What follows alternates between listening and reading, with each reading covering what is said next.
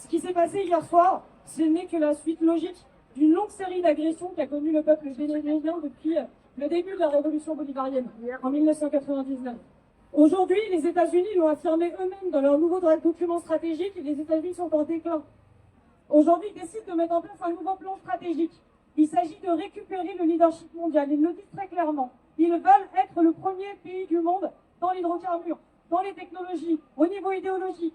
Dans tout, ils veulent être les premiers. Et tout ça, ils doivent le gagner.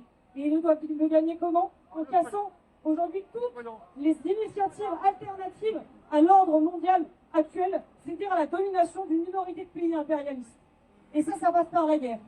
Ça passe par la guerre, donc la guerre au Venezuela. Ça passe par l'affaiblissement forcé de toutes les initiatives et tous les projets alternatifs dont le Venezuela aujourd'hui est un des symboles.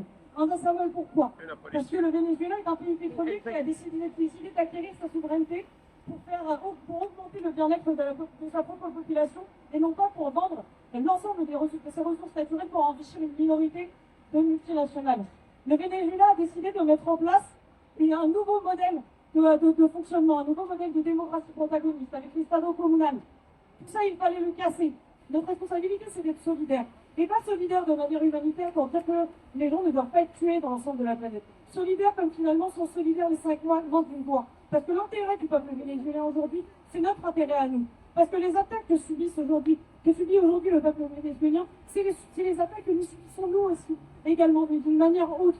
Aujourd'hui aussi, le capital international et l'impérialisme cassent nos droits. Aujourd'hui, il casse les systèmes sociaux. Aujourd'hui, il appauvrit les populations. Aujourd'hui, il nous pousse à la guerre. Il nous amène à dépenser tous nos budgets, tout l'argent de notre travail, aujourd'hui pour aller faire la guerre et tuer des gens partout sur la planète pour défendre les intérêts d'une minorité.